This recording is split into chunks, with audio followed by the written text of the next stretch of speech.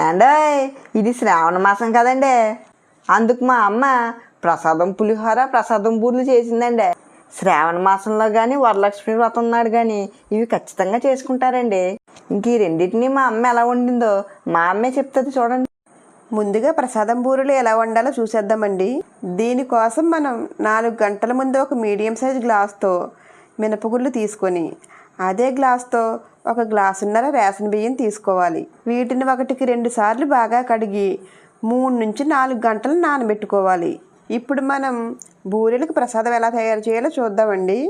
దీనికోసం ముందుగా 1 కప్పు బొంబాయి రవ్వను కడాయిలో వేసుకొని లో ఫ్లేమ్లో పెట్టి మంచి సువాసన వచ్చే వరకు వేయించుకోవాలండి. రవ్వ బాగా వేగాక వేరే ప్లేట్లోకి తీసుకోవాలండి. అదే కడాయిలో ఉంచేస్తే రవ్వ మాడిపోతుందండి. అందుకని వేరే ప్లేట్లో తీయేసుకోవాలి వెంటనే. తర్వాత అదే కడాయిలో 2 కప్పులు వాటర్ వేసుకోవాలండి. అలాగే 1.5 కప్పు దాకా షుగర్ వేసుకోవాలండి. 1 కప్పు రవ్వకి ఇది కరెక్ట్గా సరిపోతుంది. ఇప్పుడు షుగర్ కరిగి వాటర్ బాయిల్ అవుతుండగా మనం ముందుగా ప్లేట్లోకి తీసుకున్న రవ్వని కొంచెం కొంచెం వేసుకుంటూ ఉండలు లేకుండా లో ఫ్లేమ్లో కలుపుకోవాలి. లో ఫ్లేమ్లోనే 5 నిమిషాలు కుక్ చేసుకోవాలండి. ప్రసాదం ఈ విధంగా దగ్గరికి అయ్యాక 1 టీ స్పూన్ యాలకుల పొడి వేసుకొని 1 నిమిషం బాగా కలుపుకోవాలండి. తర్వాత 2 టేబుల్ స్పూన్స్ నెయ్యి వేసుకుని బాగా కలుపుకోవాలండి. ప్రసాదం ఇలా పాన్ నుండి సెపరేట్ అయ్యే వరకు కలుపుకోవాలి. తర్వాత స్టవ్ ఆఫ్ చేసి దీన్ని పక్కన పెట్టి చల్లార్చుకోవాలి. ఇప్పుడు మనం ముందుగా నానబెట్టి ఉంచుకున్న మినపప్పు బియ్యాన్ని మరొకసారి బాగా కడిగి జార్లో వేసి వాటర్ తక్కువగా వేసుకుని మెత్తగా గట్టిగా రుబ్బుకోవాలి. ఇది దోసల పిండిలో పలుచగా అవ్వకూడదండి. ఒకవేళ పిండి పలచబడిపోతే ఏమీ కంగారు పడక్కర్లేదండి. దానిలో కొంచెం బియ్య పిండి వేసి కలుపుకుంటే సరిపోతుంది.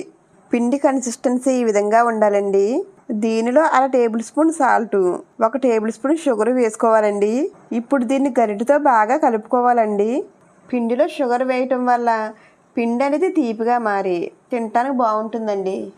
ఇప్పుడు మనం పక్కన పెట్టి చల్లార్చుకున్న ప్రసాదాన్ని తీసుకొని చేతికి నెయ్యి రాసుకుంటూ చిన్న చిన్న బాల్స్గా చేసుకొని ప్లేట్లో పెట్టుకోవాలి. తర్వాత ఈ బాల్స్ని పిండిలో వేసి పూర్తిగా పిండిలో మునిగేలా అటు ఇటు తిప్పాలి. ఇలా పిండిలో ముంచిన వాటిని ఒక్కొక్కటిగా తీసుకొని బాగా కాగిన ఆయిల్లో వేసుకొని మీడియం ఫ్లేమ్లో అటు ఇటు తిప్పుకుంటూ ఈ విధంగా ఎర్రగా వేయించుకొని ప్లేట్లోకి తీసుకోవాలి. అంతేనండి, ఎంతో టేస్టీగా ఉండే ప్రసాదం బూరెలు సిద్ధం. ఇవి పైన క్రిస్పీగా లోపల సాఫ్ట్గా ఉండి చాలా రుచిగా ఉంటాయండి. పూర్ణం బూరెలు చేయడం కష్టం అనుకునే వాళ్ళు ఇవి చాలా సింపుల్గా చేసేసుకోవచ్చు. తర్వాత ఇప్పుడు ప్రసాదం పులిహోర ఎలా చేసుకోవాలో చూద్దామండి. పులిహోర కోసం ముందుగా చింతపండు నానబెట్టుకోవాలండి. నేను 1 కేజీ బియ్యాన్ని చేస్తున్నాను కాబట్టి చింతపండు 150 గ్రాముల దాకా తీసుకున్నాను. ఎప్పుడైనా సరే పులిహోర కోసం చింతపండు నానబెట్టేటప్పుడు వేడి నీరు పోసుకుంటే త్వరగా నానుతుంది. ఇప్పుడు పులిహోర కోసం ఓ పొడిని సిద్ధం చేసుకోవాలండి.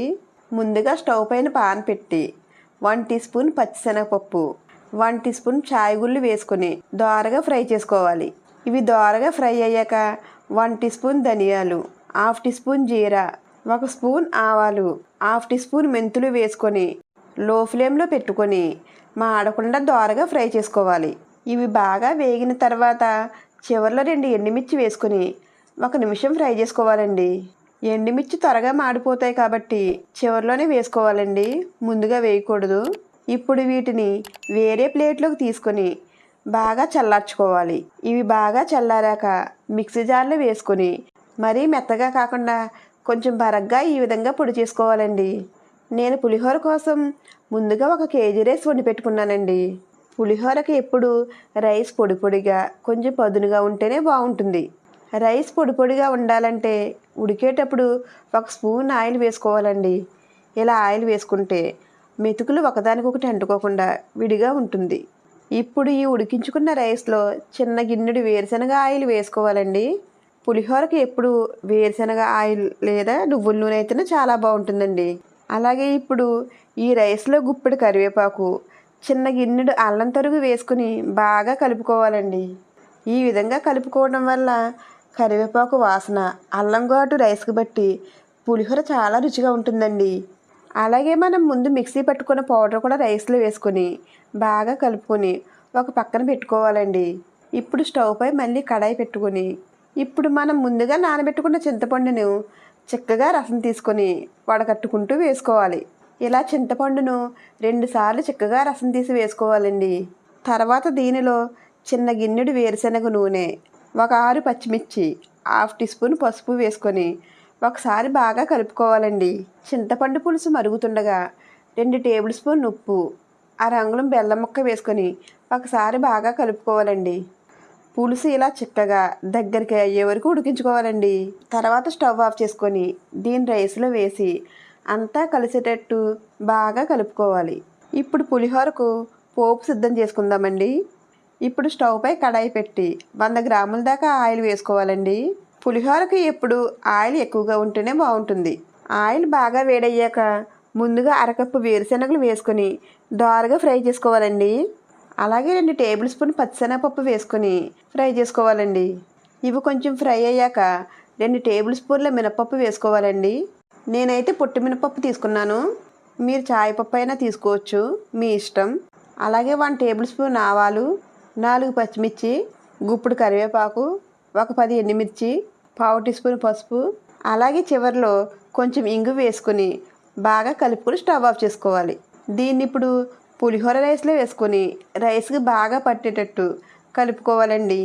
అంతేనండి, గుడిలో స్టైల్ ప్రసాదం పులిహోర. ఇదేనండి మా శ్రావణ మాసం స్పెషల్. ఈ శ్రావణ మాసానికి మీరే వండుకుంటున్నారో కామెంట్ చేసి చెప్పండి. ఇంకా మా వంటలు మీకు నచ్చినట్లయితే లైక్ చేయండి, షేర్ చేయండి. అలాగే ఇలాంటి మంచి వంటకాల కోసం సబ్స్క్రైబ్ చేసుకుని దాని పక్కన ఉన్న బెల్ ఐకాన్ని యాక్టివేట్ చేసి పెట్టుకోండి. ఉంటానండి మరి, బాయ్.